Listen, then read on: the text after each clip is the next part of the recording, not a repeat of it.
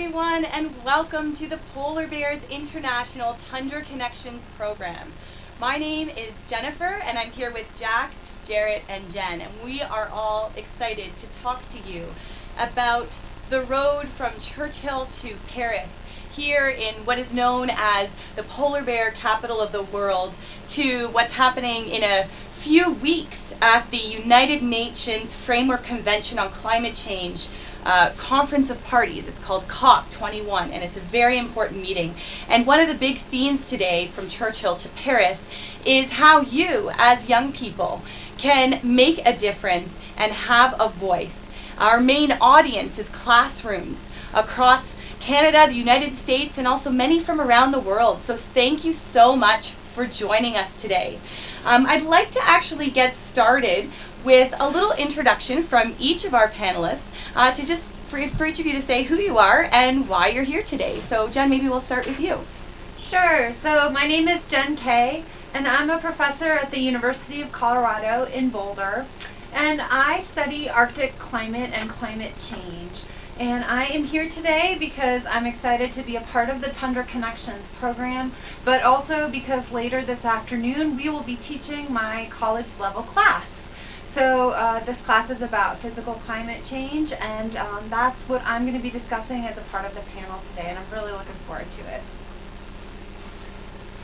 So hi everyone, my name is Gerrit Wesselink. I'm the executive director of an organization called the Youth Arctic Coalition, and I'm also a student at the University of Ottawa in Ottawa, Canada.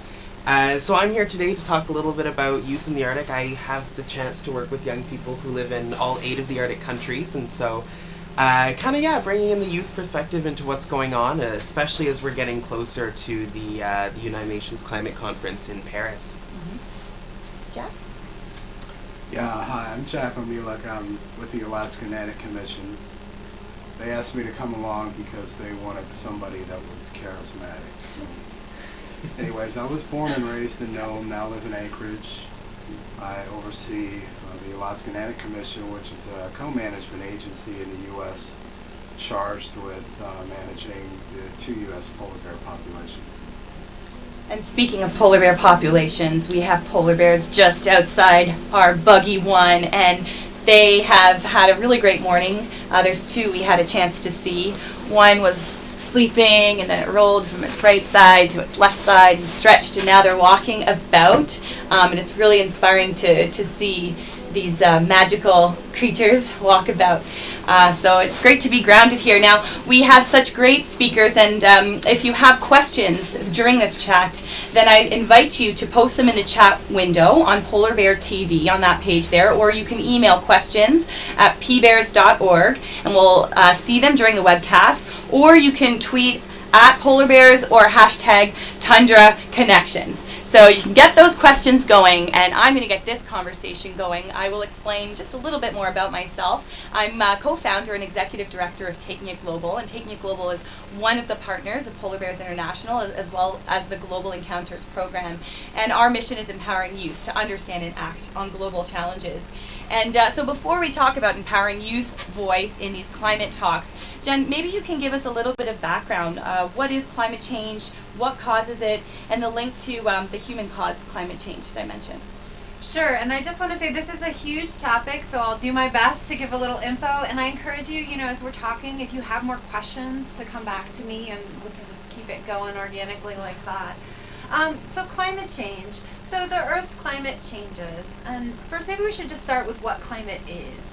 So climate is the statistics of weather. So every day you wake up in the morning, it's sunny, it's rainy, that's weather. When you get up in the morning, what do you expect?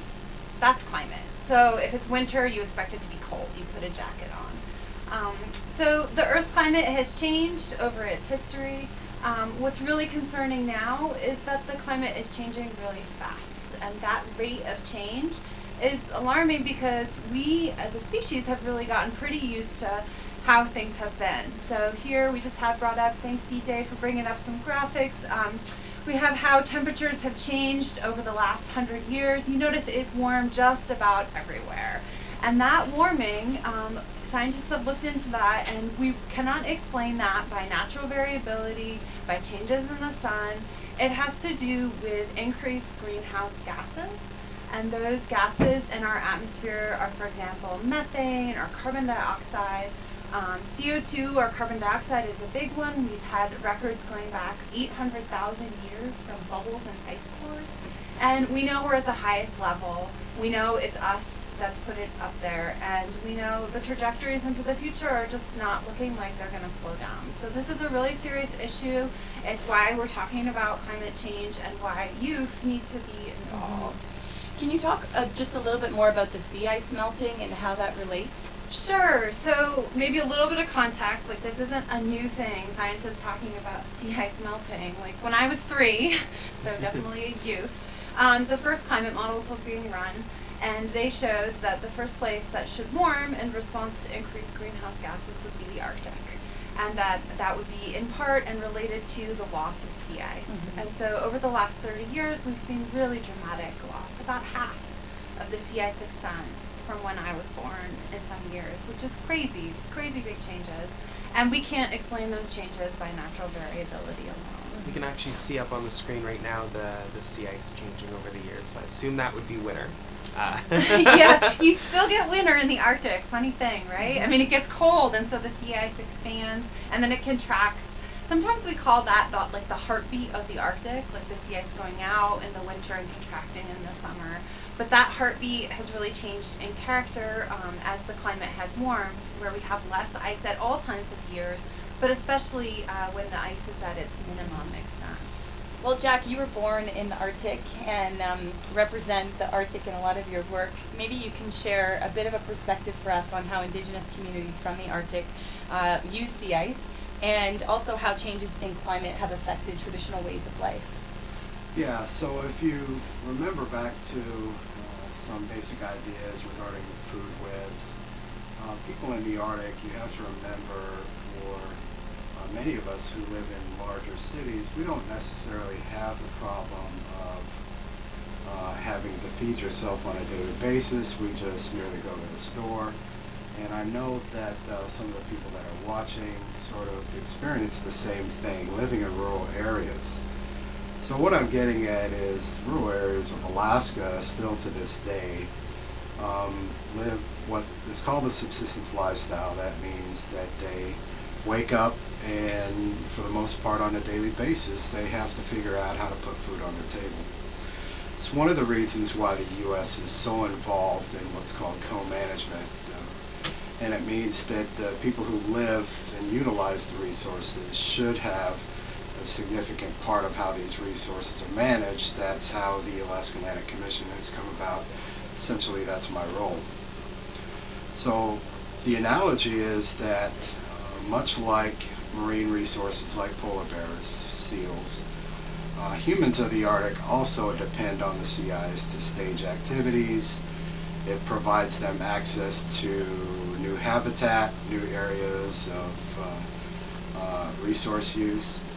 And so we're not just talking about the loss of sea ice extent, but we're talking about changing marine climatological patterns and shifts in ocean currents. So that means that people today are having to go further and further to reach those resources that they depend on to feed themselves on a daily basis.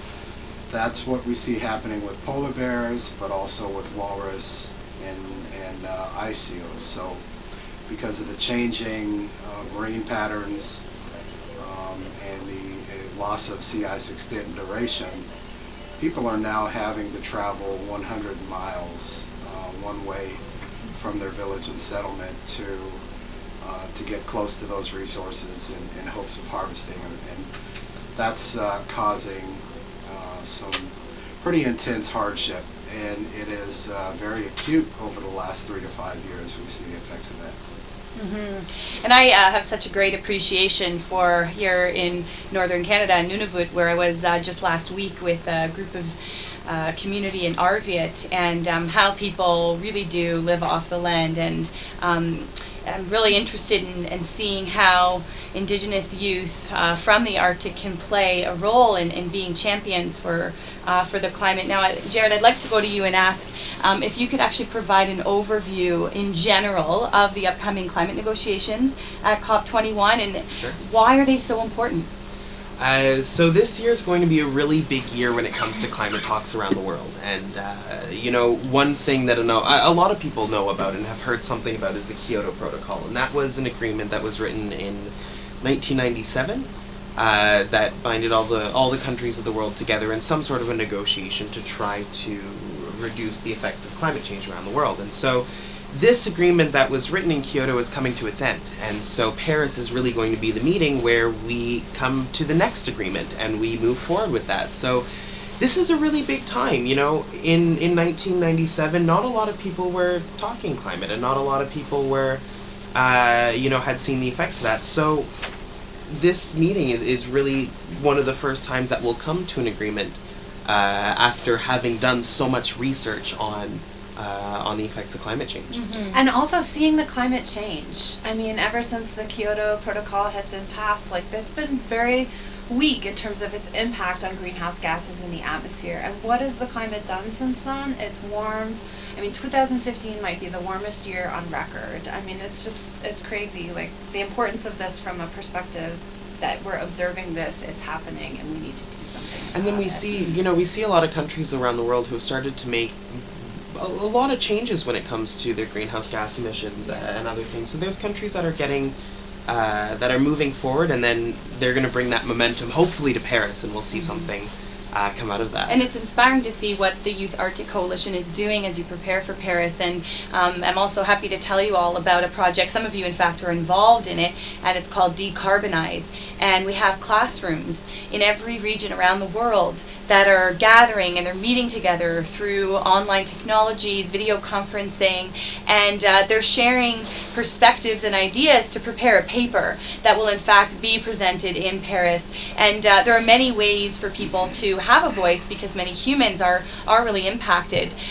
Being here in Churchill and reflecting on the polar bears, Jack, I'd like to come back to you and ask, what is the link between polar bears and climate change policy making? Well, there's a couple of ways to look at it. One, you could sort of take the theoretical resource management perspective, or policy and perspective, both internationally, globally, and even domestic. But what we're really talking about is the impacts that it has on the local or indigenous people that have this intimate and direct physical contact with the environment. I know that's quite the mouthful, and I'll explain sort of what I'm getting at. So polar bears have now become the global iconic species of the Arctic, very similar to what whales were in the 70s and 80s. And so if you think about global conservation efforts, resource management efforts, you think about sort of conservation or management of the resources from sort of a far off place. It's not people who live among the resources and have this intimate physical connection. It's mostly at times people who have never been to the Arctic, who develop these domestic and international policies about conservation. So it's very easy to sit from afar and sort of cast stones at sort of indigenous lifestyles and think that coming up with policies to save or curtail a native harvest of a species is simple. But what the perspective that most policymakers don't have is understanding the direct impacts that those decisions and policy making has on the indigenous people. So part of my role is that I'm involved in the policy making process, representing those indigenous and native hunters that depend on polar bears. So the attention that polar bears have gotten since the listing in 2007 under the U.S. Endangered Species Act is sort of at times a blessing, but it also hinders the efforts of Native people with self-determination. While it brings a global focus and a global perspective on sort of the plight of the polar bear, there are these sort of unfair demands on indigenous people who still continue to use polar bears as food.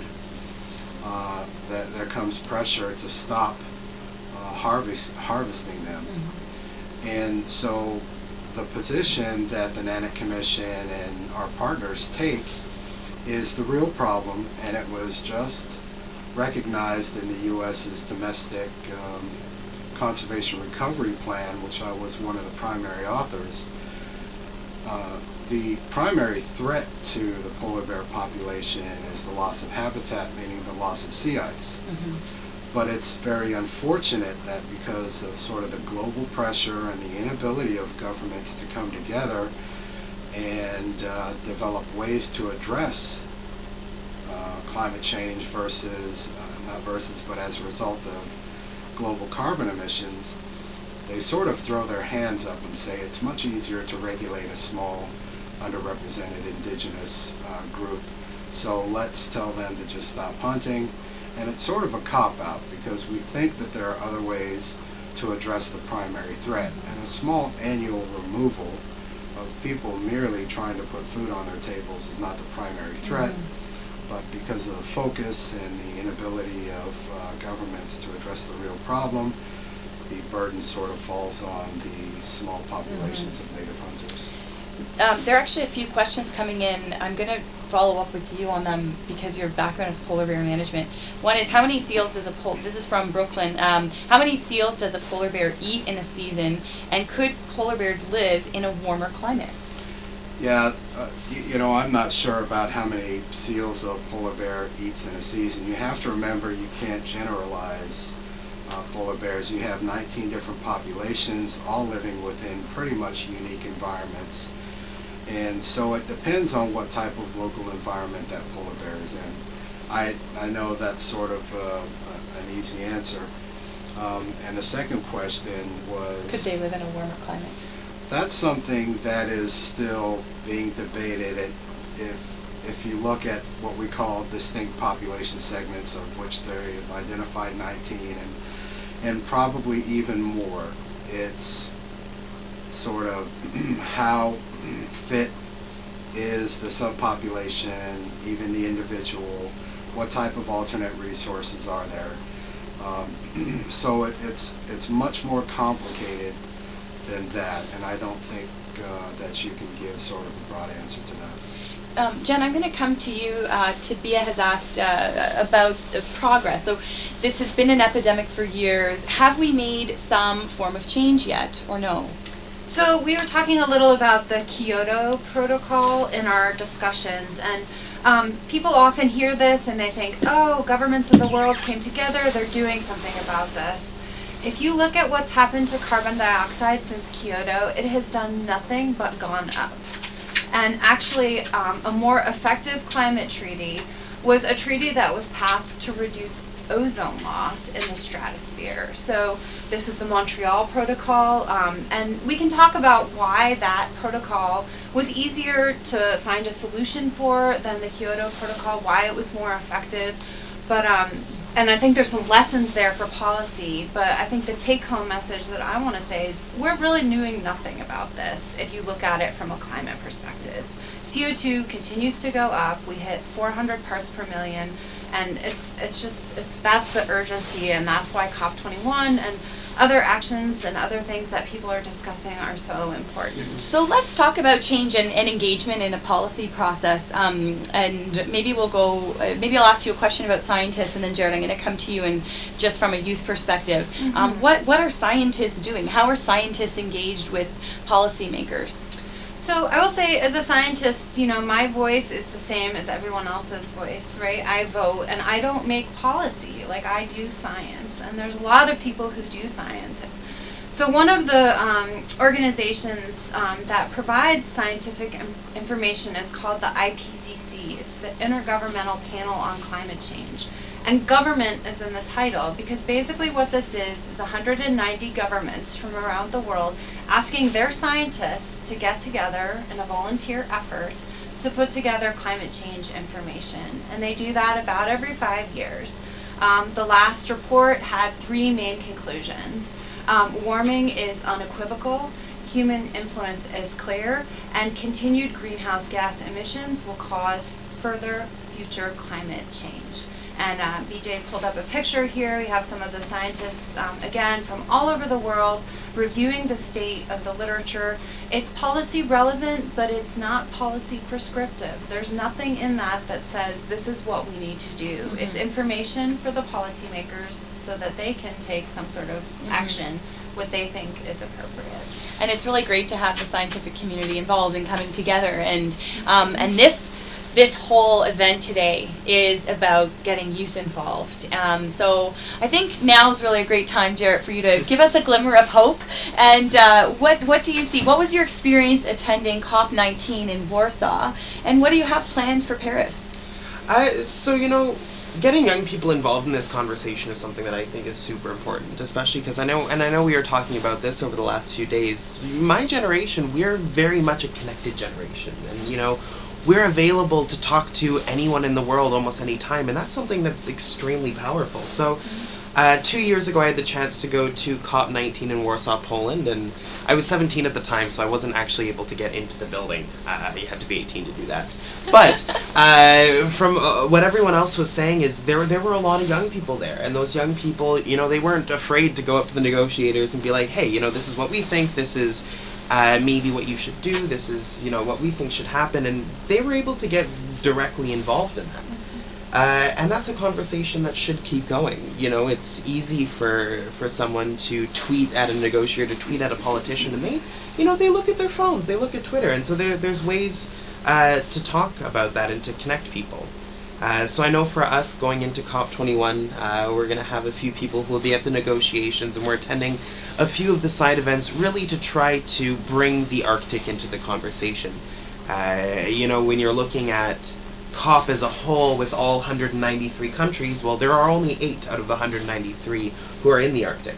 And so sometimes we need to bring that forward and try to encourage them talking about that and talking about the changes that are happening up here. Mm-hmm. So just as additional background, these multilateral intergovernmental conversations have representatives from governments, and then there's also something called civil society, and then there's the private sector. And within civil society, there are many organizations like Taking It Global that are involved, and like the Youth Arctic Coalition, and some people are actually accredited, and some people are attending, and there's something called the Conference of Youth beforehand. And there's ways to get involved and start asking questions, not just at the national level, which can sometimes be really intimidating, though you could find out in your country who are the negotiators that are going to be sent. What is the message that your country is bringing to these negotiations? Because a lot of times countries or heads of states or these negotiators will say that it's the responsibility of the political will, the will of the people, depending on the country that you're coming from. And so generating that sense of political will is important, as well as linking back to your sort of individual actions, and maybe also investigating where your school is at in terms of carbon emissions, or maybe your city. Maybe you could talk to your mayor. Jack, I'd like to ask, what is your hope for Indigenous youth in terms of their involvement in shaping policy? Well, at times people may think that's a pretty difficult question to answer.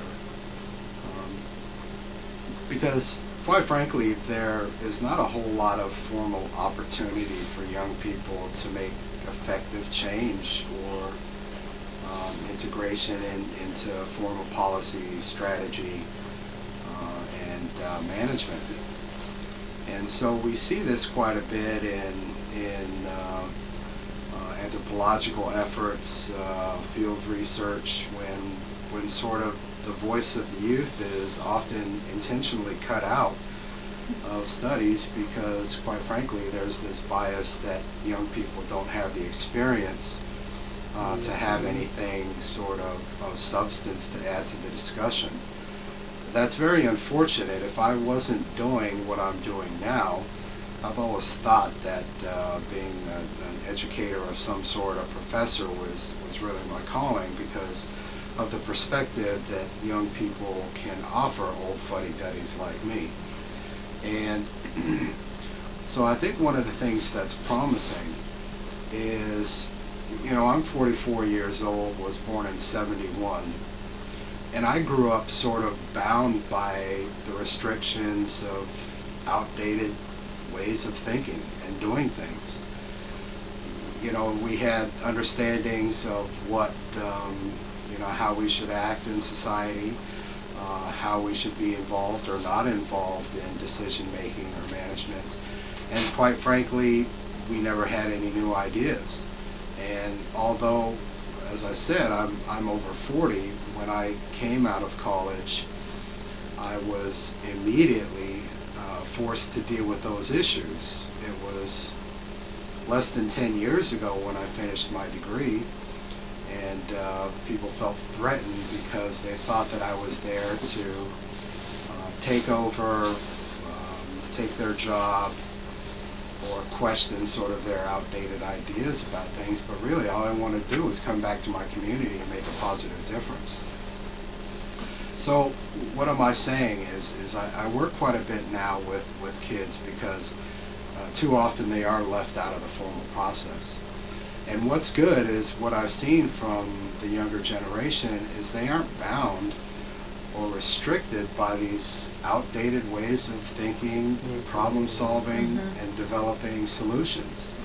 So one of my criticisms when I was out of school was too often we spent time identifying problems, no time identifying solutions. And I think that's what the younger generation is able to do a lot better than my generation is. Not just focus on the problems, but identify and develop solutions for not just specific problems, but that can be applied over a broad range of issues that are important to Native people in general.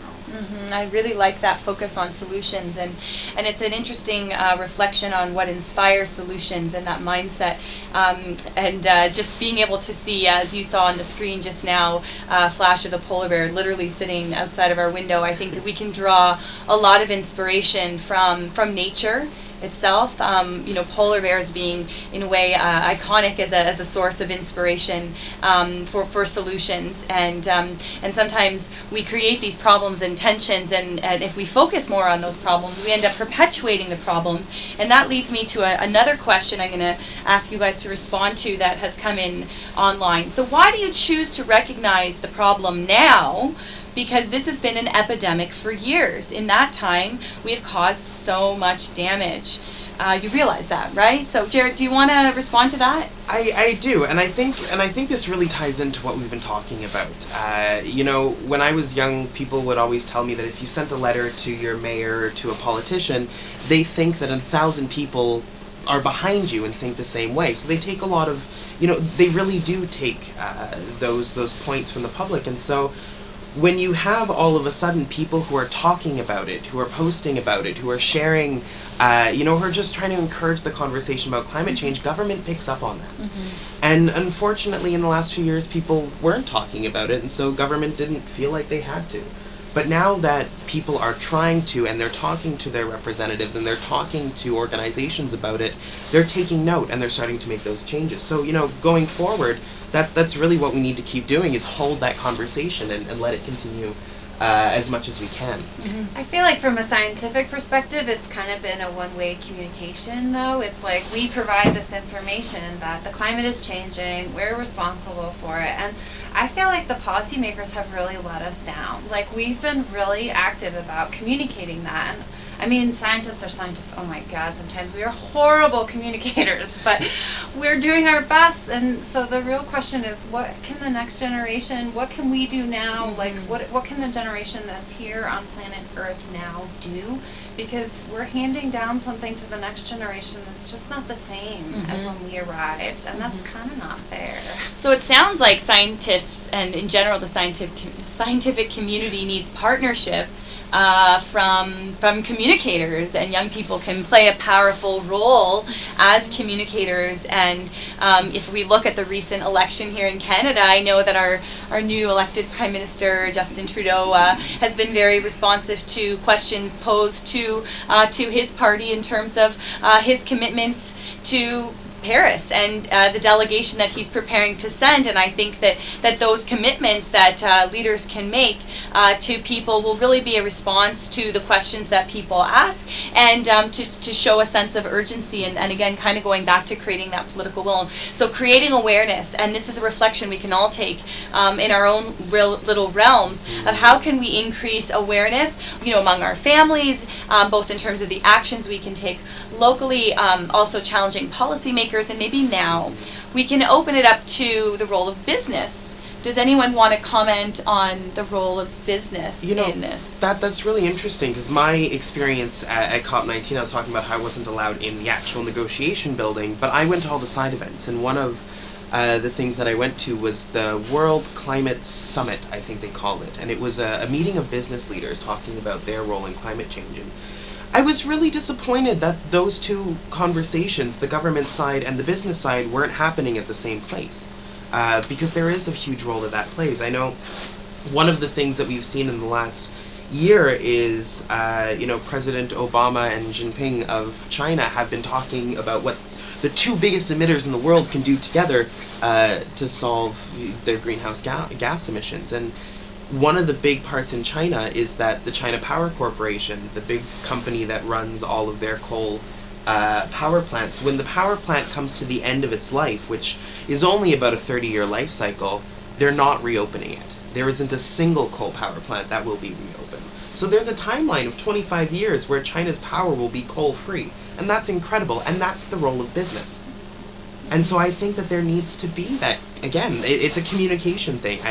I really hope that at COP21 there will be the chance for business leaders to talk to our governments and to try to see where the two can play a really mutually beneficial role. Mm-hmm. That's a good point, Gerrit, and I sort of want to revisit the question that was asked about why is it taking us so long to address this issue. Gerrit is absolutely right that it's going to sort of be up to business, free trade, economics outside of governments, because when they start to realize how to capitalize or become more efficient economically on things that are positive for climate change, the environment, that's when the major changes will happen. So the question earlier was, why has it taken us so long to address this issue? Indigenous people in the Arctic have been talking about the effects or impacts of climate change for some time now. But until it became an economic issue for the rest of the world, only then did it start to gain some traction and some exposure. So we see that now with increased Arctic shipping and things like that. But really, how effective are we talking about sort of these government-to-government policies? And as I mentioned earlier, in regards to international treaties, both countries will readily admit that they want to curb global carbon emissions, offset climate change, but when it comes down to it, the cost effectiveness of doing that, there aren't the resources, and it just isn't realistic from a government-to-government perspective. But where that comes in is private businesses and institutions like that who can actually benefit financially from these new ways of doing things. I'd like us now to think of some closing reflections that give us reason for hope. And I think hope is something that's really important for us to all look at the roles that we can play and what the reasons for hope are and what we can do. So I'm going to ask each of you to share a reflection on what people can do, and also to encourage those of you watching to visit the Tundra Connections page on our website or the iTunes U channel at itunes.com/Polar Bears International, because there's also a lot of incredible teacher resources. So if the camera wants to pull back a bit, and maybe we'll start with you, Gerrit. What can youth do? I really want to encourage young people to continue that conversation. You know, if you're from Paris or you're from Pangnirtung, you have a role to play in the future of the Arctic, and not only the Arctic, but in the future of the world. And people always say young people are the leaders of tomorrow, but I think they're wrong. I think we're leaders of today, and we need to take that role. And when we encourage, when we keep talking, when we push our government leaders, when we don't stop making noise, we'll be able to make change. And young people, we have a very special ability to be able to say what we want to say without getting in trouble by a boss or whatnot. So and that's something that we need to capitalize on. Really, we need to encourage that. Use the voices that we have. What I also find fascinating is when moments allow people to come together, like the upcoming Polar Bears Week that's taking place in November, as an example, or where there's moments or days that people can kind of rally around and get behind. Jen, what's your advice to young people? Yeah, I echo some of the things Gerrit said about you guys having a really unique voice and an unencumbered voice, in the sense that you don't have a boss. You know, maybe your parents might get upset, but you know, whatever. They're gonna love you for the rest of your life. Don't worry.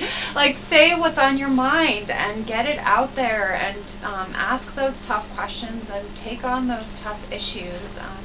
What gives me inspiration is I work with a lot of young people every day. I teach a class with 170 students who want to learn about climate and climate change. And not all of them are science majors. In fact, very few of them are. And they all leave my class with a lot more information and with a lot more of a sense of urgency. And I think that that's huge. So continue to learn and be inspired and use your voice to affect change. And one of the things that inspires me in terms of how youth can use their voice is both in words but also in art. And our webcast on Thursday will all have a chance to look at some of the incredible artwork created by youth in responding to climate change in their backyard. And I think your point about learning and continuing to learn and ask questions can be really powerful. So Jack, what would be your word of advice for youth to get involved? Well, I've got a couple of nephews and nieces that I'm currently in college, and thank goodness they've been raised to, I guess, count on me to help them make it through a difficult time. I believe in a formal education.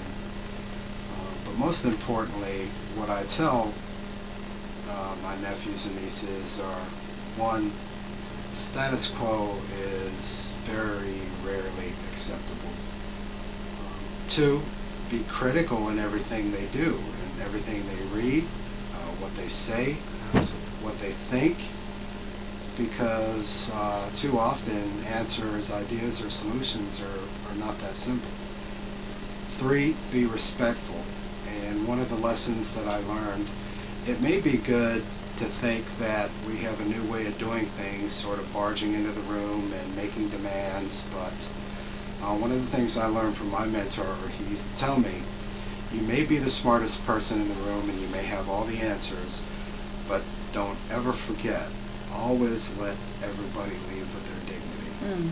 So that's probably the most important thing. Yes, we have new ways of doing things, but if you're talking about making true changes and affecting policy or whatever it is that you're interested in, people will readily listen to somebody who's agreeable. They are not going to have exchanges with people who are pushy, bossy, or just want to win all the time. So that's probably my most important piece of advice. Thank you for sharing that perspective of humility with all of us. I think the invitation is now over to you. We want to know what you are doing, and we know that each and every action that we take collectively can have a really huge impact. And so we want to thank you. We want to thank you for taking the time to be with us for this webcast, whether you're watching us live or recording. And we want to thank you for being with us together on this journey. And as we prepare for Paris, we want to hear about the stories of change in your own communities.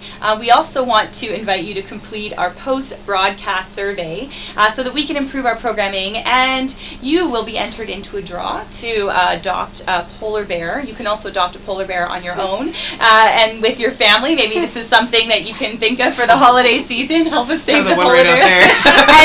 there. and also to remember that the polar bears are so strongly linked to people, and they're all part of this incredibly interconnected ecosystem, the earth that we call our home. So thank you for being with us today, and we hope to see you again soon.